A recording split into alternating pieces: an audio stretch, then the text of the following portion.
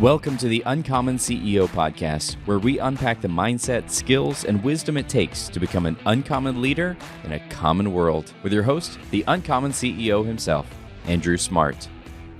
All right, Andrew, another episode of the Uncommon CEO podcast. What's new in your world? Well, we're in the summer now. Mm-hmm. For me, I'm at that age where my kids are fully into all kind of things, and whether it's summer swim, they got camps going on. Mm-hmm. June's a busy month. Yeah. I'm looking at the calendar and I'm like, wow, we got something going on all the time. I am trying to slip in a little fishing. Okay. I found a little gap time that, this is something I'm really working to be more intentional about in my life. I love fishing. I love hunting. I am working to do some more of those things that I made a put off for years. I mean, I did some, but I not like I would want to be. So I'm working to be better at that. Last year, I took my son deer hunting for the first time. Yeah. This year, I kind of want to build on that and introduce him to some more. He and I'll do another fishing trip later in the summer, but I'm trying to get away a day or two myself and do some fishing. Lakes, rivers. This one, ocean. I'm actually going to go down the ocean, do a little fishing there. Yeah. We love to go to the lake, but looking forward to going out and do a little ocean fishing and have fun. Going out that Charleston area. You like that area? Oh yeah, for sure. I was there just a couple weekends ago. Yeah, I love it. I love it down there. So, but busy time of year. I mean, literally, we've been doing swim for a good many years. I grew up doing it. I don't know how many more years my kids will do it if they want to do it. They're approaching the age where sports are becoming more serious. Yep.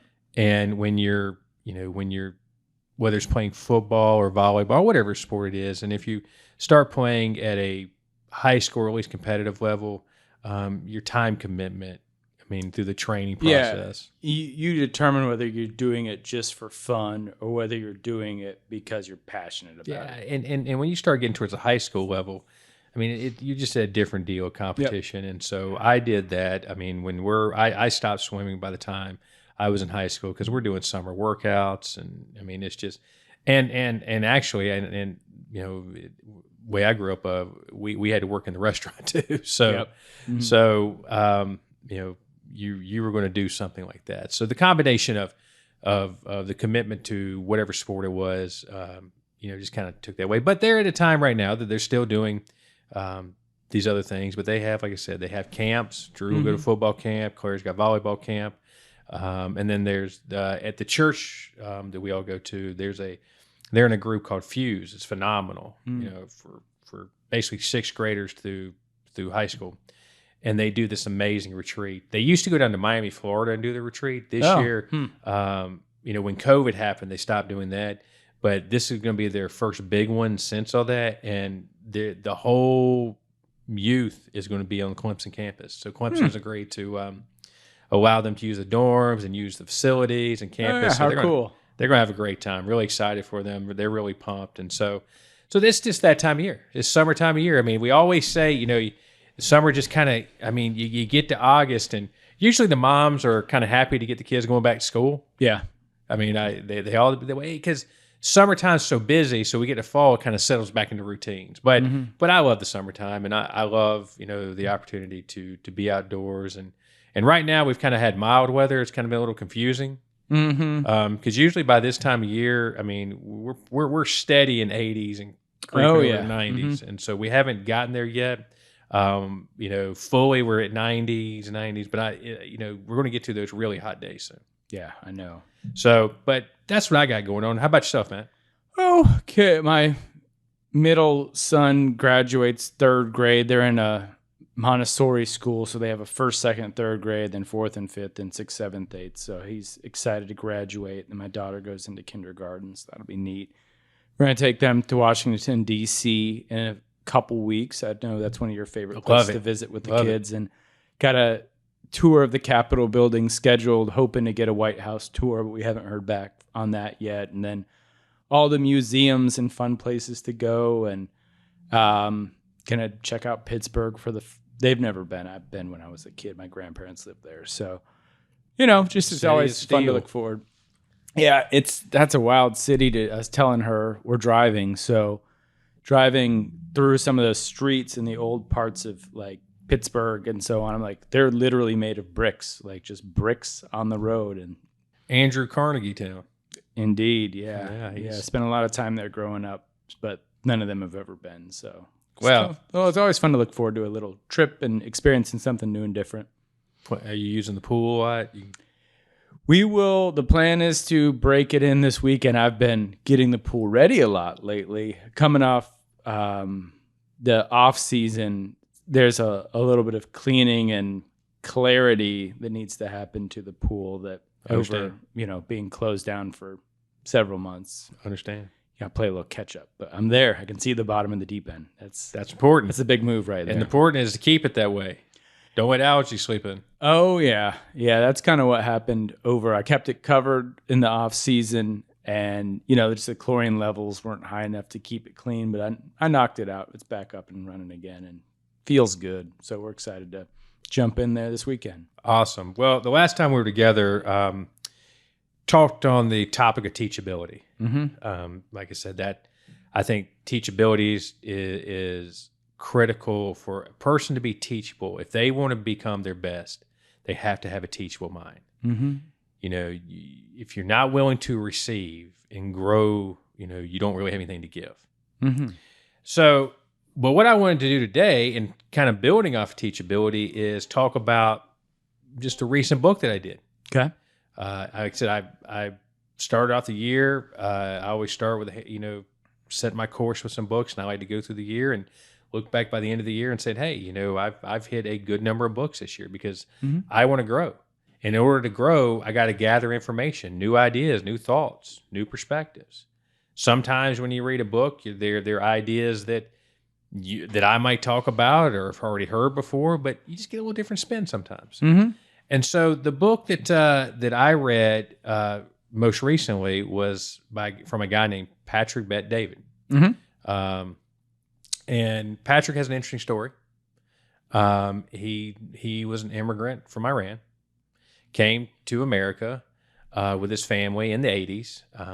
That there was a lot of transition in Iran. If you know anything about history, there used to be a Shah of Iran, and then the Ayatollah, took over, and then they during the 80s had some conflict with Iraq and Iran. So there's a war that went on, and candidly. Especially during that time, the Soviet Union and America loved to fight these proxy wars, and so because the Soviet Union and the USA never fought an official war with each other, that we just fought proxy wars everywhere. We'd go to Vietnam and well, we've got one side, they got the other side, we'll just supply them. So it's like all these proxy wars, and Iraq and Iran was kind of very similar proxy war. The U.S., interesting enough, was backing Iraq at the time, Saddam Hussein. Guy that we eventually take out, and so we were funding him, and the Soviets were funding Iran. So we're all fighting these wars, but we're just using them instead of us. And so, but he moves over here, comes to America, didn't really know English, goes to our school systems, was not didn't achieve well. I think he had like a 1.7 GPA and an 870. SAT, and so scholastics he wasn't really good at, and I can understand that. Scholastics were always hard for me, and I ended up finishing college pretty well, but it was always a battle and a fight for me, and how I learned, and some little bit of learning disabilities that I had to work through. And he would go on. So Patrick would get out of school, go on and join the military, which I've always said. My father used to say this all the time. My dad did 2 tours in Vietnam and was an officer in the Army. But he always said, when a kid, he was saying basically when a young man graduates school and he doesn't have a clear direction, he said the military is always a great place to go. There's so much of discipline and growth and opportunity you learn from going that. So he was a big proponent in saying that. And so Patrick did that, left the military, came out, got into fitness a lot, wanted to do some bodybuilding, pretty big guy. It's like 6'5". So he got into that. It was at that time, I think we're talking about late 90s, early 2000s. So he's in that kind of that era of fitness. And so he then started working with some gyms. One really big one at the time called Bally Fitness. Yeah. And they were really the big guys at that point. Became a sales guy for that company, did really well. He actually went and transformed a certain area and got them to be one of the best areas for the company. But he was kind of overlooked on a situation for basically advancement and management. Sure. And so since he got turned down from this role that he felt like that should have been his, he ends up quitting that and gets involved into some brokerage, selling like insurance brokerage, and he follows that path until he says, you know what, I want to strike out and do my own thing. And he kind of felt like he had an angle to be able to do a little different offering there. Took a lot of risk in doing so because he had a pretty high paying, successful job, but he wanted more in life.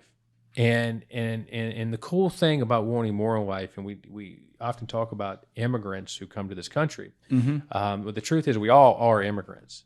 Now, you and I have been born here, but somewhere in our families, at some point in time, they immigrated here. Sure. And so this land that's always been considered the great land of opportunity is where people came, because here, no matter, what you were born into, I mean, you could become something. Whereas in most countries throughout the world, if you're not born in the right family or group, you're kind of screwed. Yeah, that's very true. I mean, you're just not going to, you're not going to, in most places in the world, you're not going to break out of what you're born into. Yeah, kind of like the caste type society. That's where it is. Throughout the world, that's pretty much where it is. I mean, anywhere you go. I mean, and and we talk about, even places like England, okay? I mean, who have element, they're not a democracy like us, but really, think about it. If you're not born kind of right over there, it's hard. It's hard anywhere else in the world, but here you can be something. Here you don't have to have a certain name to buy a piece of land. Yeah. And in other places, if you can even own a piece of land in many places, yeah. You don't have to have a certain name, and you can start from nothing and become a millionaire, billionaire here. And that's, to me, that's that foundation of this country, to me, is what makes it great. And if you ever get around a first generation or even second generation immigrant family, I'm telling you, being around people like that, they probably speak more patriotic than a lot of people that I know, that you would think they should be patriotic, but these people are more patriotic. You were talking about going to D.C. The tour guide that I hired in D.C., this guy is an immigrant from Afghanistan, and he came over, through a hard deal in Afghanistan. And he lived in Afghanistan during the time the Soviets had Afghanistan. And the way the Soviets worked back then was they would go into Afghan villages and they would take a lot of the young guys and they would throw them into basically these training camps and make them work for the Soviets. And he was one of those guys.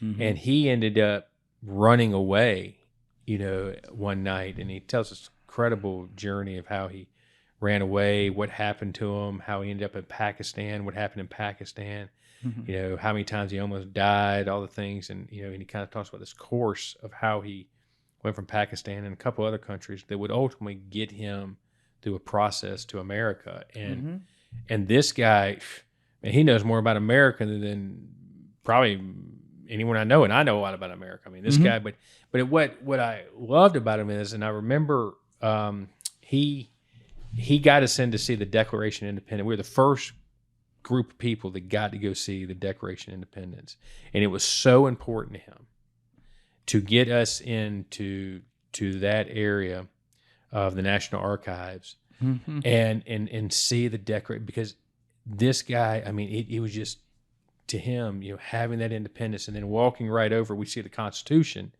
But he says, so many people, they see the Declaration of Independence and the Constitution, but they forget these other documents that are sitting right here. These things called the Bill of Rights. He said, these Bill of Rights, And I grew up in a land we had no rights. Mm-hmm. And here in America, we have all these rights. And so that, so being immigrants and having that motivation, it's kind of like,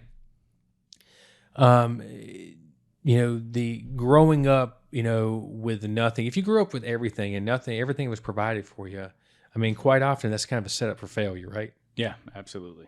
Yeah, because you'd never had to fight or work for anything. So immigrants understand that. But Patrick, he's part of an immigrant family. He's had major success. He has a huge podcast, PBD, Valuetainment. He's a multi-millionaire today. And so he is a true come from nothing and made himself something. But what I love about Patrick is that he's like, what I talked about in teachability. He's a guy that constantly wants to learn from others. Mm-hmm. And he spends his life learning, developing, and he and I are basically the same age. So I've been learning from him. I think if we knew each other, we'd learn from each other. But he's a constantly learning and being willing to take those steps and risk. And so when we talk about steps, so his book that he wrote was Your Next 5 Moves. Mm-hmm. And he premises really the book off of the game of chess. You played chess ever? Yeah, I played chess. I got Are you a my master? son built a Lego chess set. So yeah, definitely not a master.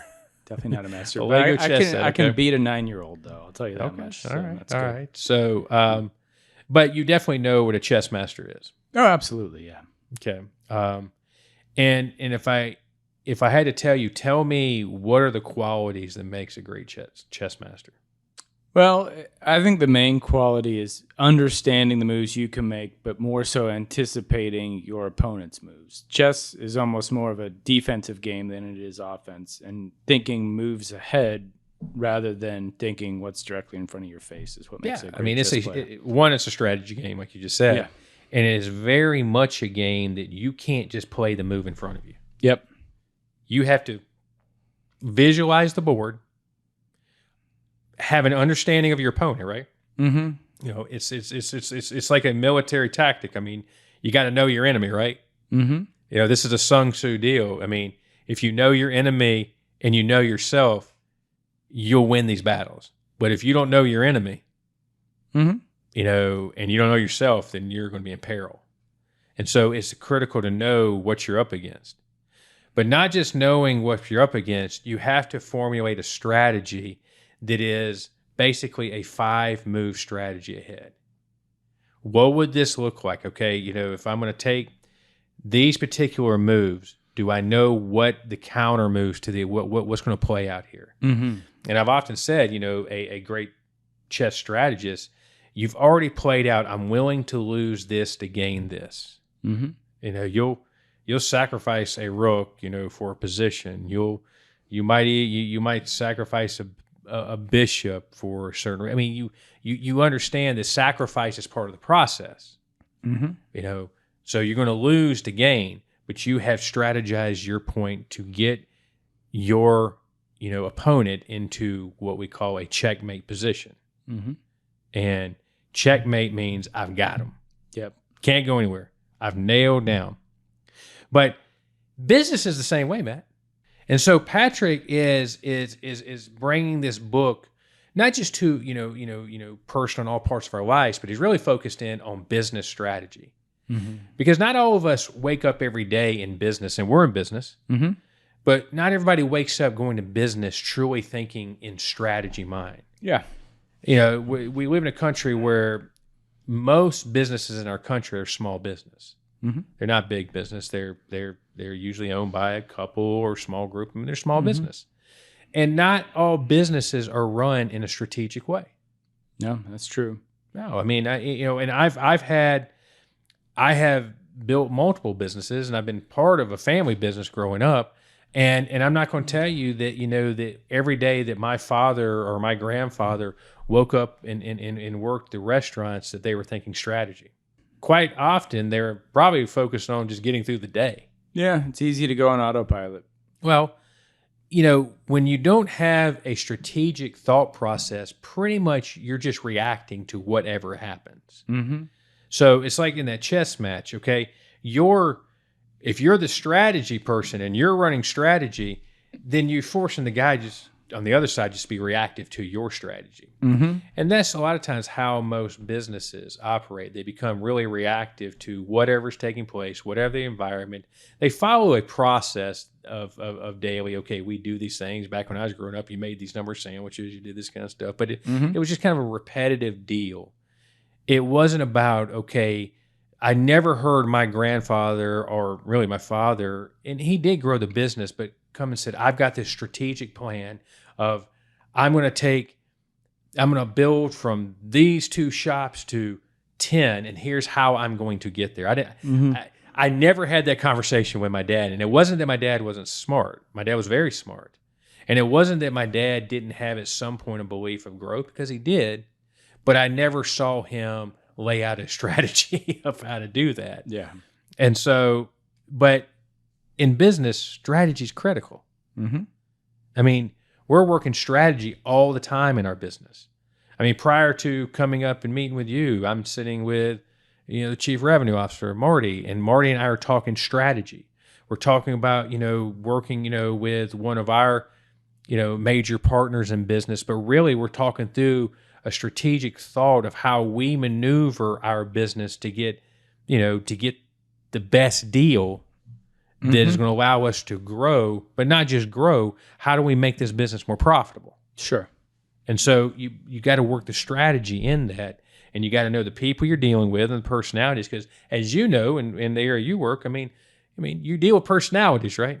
You sure do, and you've got to learn to manage personalities and manage your own emotions around those personalities. Yeah, and you got to manage the expectations on both sides. So yeah, but talking through that strategy. But Patrick goes on and lays out basically a 5-point move plan through this book. And while I'm not here to give away the whole book, what I'd like to give is a little synopsis of what he lays out. Mm-hmm. So you ready for it? Yeah. Okay. Patrick says your first move in business, and I think really in life and anything, is master knowing yourself. Mm-hmm. Master. And it's like what we talk about in chess. I mean, the best chess players are masters. Mm-hmm. Okay, you call them master chess players. And so, master knowing yourself. And so, quite often in business, it's not really talked about, hey, you need to know yourself. I talk about that because I'm all about that. I'm all about development. I mean, it's why we have this Uncommon, podcast. Leaders understand you got to know yourself, know who you are. Mm-hmm. I mean, when I, have given the book Winning with People, in this organization, the first part of that whole book is knowing yourself. Mm-hmm. And in the book, winning, okay, it starts with winning, and then you win with people, okay? You've got to master you. You got to be able to look at you. It's kind of like that mirror principle. You got to be able to look at you and evaluate who are you, what are you, all these kind of things in you. And then you move. You got a lens principle. How do you see things? What is your lens? How's it shaped? Why is it shaped that way? So it goes through these steps of knowing you. And so, and if you don't know you, it's kind of hard to think ahead, isn't it? Mm-hmm. Yeah, because if you don't know much about yourself, how are you really thinking it? Yeah, I mean, it starts with looking in the mirror before you can go anywhere else. I think if you don't know yourself, then you don't really know what you want to be in life. And you just kind of like all over the place. Mm-hmm. You're not clear on anything. So you got to know you. The first step to mastering, success in business life is know you. Know what you're about. Know what we're good at. Know who we are.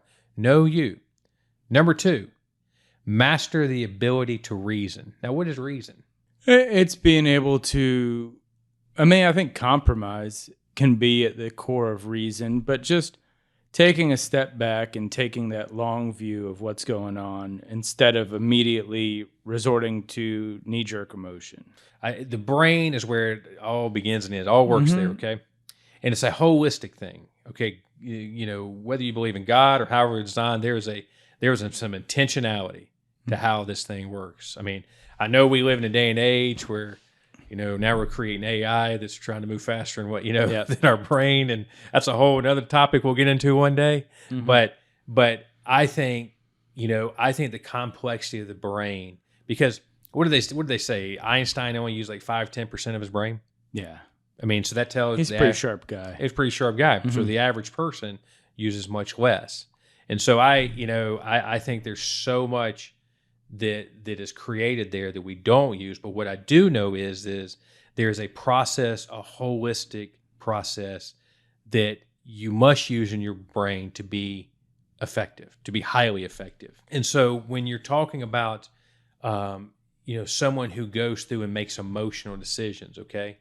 Emotional decisions are feeling reactive decisions often. They're based on how you feel. How you feel about a person, how you feel about a situation, how you feel about a product. It's based on feelings. It lies into a part of our brain that we call the limbic brain. Okay, some people even term it as a reptile part of our brain, an older part of our brain that dictates emotions, feelings, sensations, those kind of things that are there, and that you don't reason in that brain. It's why we have a younger part of the brain, in the prefrontal cortex, this is where we have our logic and reason, and this is where it separates us from every other creature on this earth. Because you can say a chimpanzee's smart, and but a chimpanzee doesn't have the ability to logic and reason at the level that we do. And so when you have an emotion, because emotions are important, Matt. Emotions are critical. Emotions are our driver. Feelings are a driver, but they've got to be measured through the brain of logic and reason. And so, it's why when you're using that part of your brain, ultimately, if you're doing it right, you're creating a method, a methodology of how you make decisions, a process of how you make decisions. And so we have to master that ability to, okay, we know we want to do this, but we always got to ask why we want to do it. And you got to link them up, right? Yep. And when you have that why, you have your way. This is what, okay, so you've got a desire, you're asking why, and once you've gone through that process, you figure out the way. And so, like I said, I agree with him. I agree. Mastering reason is critical. Now, in business as in life, team matters, right? Absolutely. And I say that in life, not in business. I love this whole joke from Chris Rock. You like Chris Rock? Yeah, I like Chris I Rock. like Chris Rock too. This is some of his early stuff, but he has this joke statement that says, people say life is short, and he goes, "No, it's not. Not if you marry the wrong woman." He goes, "Life is long, and for the women, and even if you marry the wrong guy, life is long." What he's saying is if you make a poor decision and you don't have the right team, there's a problem, right? Building the right team is critical. And I have spent a journey of learning this one. Because when you're dealing with people, okay, and you're in that business, and the truth is that is the business, you're not going to get them all right. Nope. I have made some good hires, and I have made some shitty hires. Yeah, and sometimes you don't know that from day one. No, I've always said this. I know people who are masters at interviewing. Oh, yeah. For sure. They are master chess players in the interview process. But when you get them on the real board in the real field, you realize they are not a master at all. Yep. And so getting and building the right team, it's and to do that, so you have to have an understanding of yourself, but then you have to really want to dive in and learn others. You have to be able to ask questions and challenge and set, the standards and get people on board, with the culture mentality. And so having the right team in everything is critical. Yeah. And it goes all down. Like I got an assistant today, Jeanette. Okay. Love Jeanette. Okay.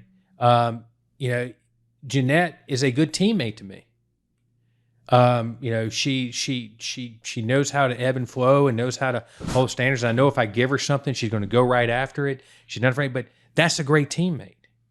Okay, that's an important thing, for me. Looking at our organization, I think you and Jeff work pretty well together, right? Yeah, absolutely. Makes a great team, right? Mm-hmm. And if you can just, like I said, if you build people around you who you're all aligned to ultimately where you want to go, but you're willing to focus in and work, with this understanding of we're committed to this thing together, because that's what teams got to be, because you can't lead people who aren't committed. Yeah, agreed. And so what you need to do is take those people and go get them committed somewhere. But you can't lead uncommitment. Having the right team is critical. He goes on to say that once you have those three things, those three essential things, now in business you can do this thing called scale. Mm-hmm. Now, what is that? Getting bigger, sometimes spreading out what your influence is, so on. And scale sometimes should bring efficiency with it as well. If you're doing it right. Yeah. Scale is all about growth, okay? I'm a growth-oriented person. I always want to grow. Mm-hmm. John Maxwell goes on to say that growth is the only guarantee that tomorrow will get better. Mm-hmm. It's the Jack Welch mentality. The moment you stop growing and the moment you stop innovating, what happens? You die. You die. The moment it stops. So I'm always about growing. I've learned you can't live on yesterday. I've had many people who work for me, good people. They would wrestle with me about change, about, hey, why do we want to go make, these other products? Why do we want to do business with Aldi? Why do we want to go develop this brand? We're doing a good thing here. We're making good margins here. We're doing this, and we can talk about a previous company. We say, why would we want to change that? We're the best at this. I said, today we are. Mm-hmm. But I got no guarantee this will be here tomorrow. Yeah. Or who else will get to where we are today? It will, in certain situations like me, people I fought because they weren't aligned into this mentality, because they wanted to stay here. Well, guess what? As you know, that business that we used to do years ago isn't part of our business today, and it's a good thing I didn't think the way they think. Absolutely true. Because we wouldn't be here. Mm-hmm. We'd be doing something else. Maybe we'd be doing this podcast, Matt. Maybe. Maybe not. Maybe not. Mm-hmm. But scaling, I understand that scaling is critical. You got to learn how to scale. You got to learn how to be more efficient in every area. We're in the manufacturing business, okay? Efficiency matters, right? Yeah. Oh, it matters so much. Yeah, scale matters. And it's hard to become efficient. It's kind of like, we look at volume. We use the word volume. It's hard to scale when you have low volume, right? Mm-hmm. So volume matters. Absolutely. Okay, so we know that if we want to ultimately do and become what we need to be able to scale it and scale it in the right direction, the growth direction. And so scale is essential. The next one and the last one that I really want to hone in on is making power plays. Mm-hmm. Power plays. What is a power play to you, Matt? It's your big swing. Every so often in business and in life, you take some big swings and you have some defining moments. Those can be your power plays, or it's a defining characteristic that sets you apart or gives you a strength that other people don't necessarily have. I know in our industry, in our business, that, and I'm not concerned, nor am I fighting for this today or any day, and it's not really, I'm not worried about being the great potato salad maker. Sure. That's not who I desire us to be. That is not the end. That is not where I want to take us, because I don't see that as who we need to be. Mm-hmm. But I want to be a Goliath. Yeah. I won't, I want to be able to be the giant of what we do. And I know the products we make. I know the brand that we have developed and continue to grow. I want that to be like, those are the big guys. Mm-hmm. Those are the guys who, people look to us and they're like, man, gosh, look at them. I want to do with that. That's what I want to be. Mm-hmm. And I think you're the same way. We want our power play we know today is how do we build our brand? How do we build it out? How do we dominate the products within it? How do we be the best, basically? Yeah, when we see the imitators out there, it shows us we're doing something right. Yeah. And then the funny part about it is you can't be, these power plays are important to success, and those power plays in themselves have multiple moves within them. Mm-hmm. We're highly focused on building our Taste of the South brand.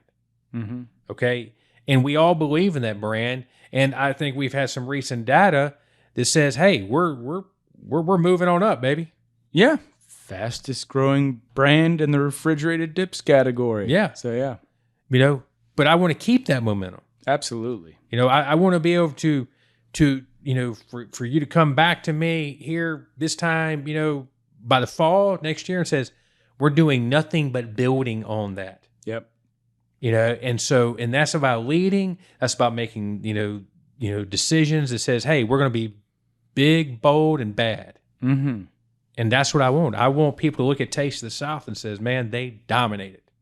Yeah. These guys have the best products. They're constantly putting out even better. I mean, that's what I want to see playing. I mean, that's part of, that's part of being an innovative company, right? Yeah. Absolutely. Innovation's a power play. Yep. I think that's one of our defining opportunities is that we think different, and rather than following, we're hopefully blazing a path. And to do that and to be, an organization and business that follows all these strategies, kind of going back. You got to know your industry. You got to know who your competition is. You got to, you got to, it's like Jack Welch used to say. He said, in an innovative company, you're always evaluating your opponents too. Okay, what are their strengths? What are their weaknesses? What are they thinking about? He'd even go. You sometimes almost paranoid on it because you're like sitting here kind of like constantly funny, and it's just kind of like you're obsessed with it a little bit. You're focused on where you're going, but you also know what you got out there, and you're looking at it. And there's a statement in the book where he talks about Michael Jordan, pretty competitive guy. He sure is. Yeah. And so in 1992, do you remember the Dream Team? Yeah, absolutely. First Olympic team made of professional athletes and just dominated the field. There was one college guy on there. Leitner? Christian Leitner. Yeah. Yeah, one college guy. So, the funny thing about Michael Jordan, he joined the Dream Team, not really just because they wanted to have this Olympic team that dominated in the world, getting gold medalists and stuff. He joined that team, he goes on to say, because he wanted to study the agenda of strengths and weaknesses with his competition. Huh. Interesting. I've never heard that. Yeah. So he's like, hey, I got to go practice with these guys. Mm-hmm. I got to go. And his whole time, he's measuring them up. He's studying them. He's like, what are they good at? What are they not? And he goes and said, that's why I joined the team. So, smart guy. Yeah. It wasn't that he didn't want to win gold medals because, in his mind, I'm sure he said, I'm going to make that happen. Yeah. But what I really want to look at is this is my day in, day out competition. Mm-hmm. These are the people that I'm going to face. I'm not going to face these people to another 4 years. But I'm going to face these people. Yeah, Malone and Stockton are going to be playing against me in the playoffs. Absolutely. Before we know it. Yeah. Absolutely. Mm-hmm. And so this is my competition. I want to see what they're good at. I want to see what they're not good at. Mm-hmm. And I'm going to build my business, my brand, and who I am and what we do, off of what I see here too. Mm-hmm. So great book, okay? And there's a lot more to the book. There's a lot more stories. There's, a lot more takeaways, but these moves, these 5 moves I've just shared, I think are essential. I think, Patrick's got it right. I agree with him. I believe in these steps. And I think that if you want to be successful, highly successful, you have to have that type of mindset. You can't just sit back and say, I'm going to play just today's move, or I'm going to respond just on what's coming at me today. You got to be focused multiple steps ahead, and you got to have the ability to be flexible and adapt to whatever the environmental situation is, but you can't do it without a strategy that says I'm playing out 5 steps ahead. So great book. Maybe you'll pick it up, but hope the listener picks it up. Just to refresh our listeners from the 5 moves, what are those 5 moves again? Knowing yourself, and all these are master, okay? So you put the word master in front of them. Master knowing yourself. Master the ability for reason, okay? Not just emotion, reason. Why? Mm-hmm. Why? And so, third, master building the right team, whether it's family, friends, okay? Yeah. Is your friend group a right team? Are these people okay being okay? Or are they people who want better in your life? Are they willing to challenge you? Are they willing to speak into you? You know, so it's easy to go back to, I got the right team members in my business, but you got to look at it every angle. Yep. And so, master strategy of scale. How are you going to make this thing grow? What is it? What is your process to it? You got to master scale. And then finally, be bold. Make power plays. You got to be able to decide, you know what? I'm going to be the big dog here. And I'm willing to take these power plays to go do it. And so, follow those steps. They're a recipe for success. Because there's going to be challenges and difficulties no matter what. But if you want to be great, you have to have this type of mindset. All right. Great. Thank you, Andrew. Thanks for joining us today on the Uncommon CEO podcast. Subscribe to our show wherever you get podcasts. We have video episodes on our YouTube channel and more uncommon wisdom on our social media. Find all our links and resources at uncommonceopodcast.com. For Andrew Smart and all of us here at the Uncommon CEO, stay uncommon.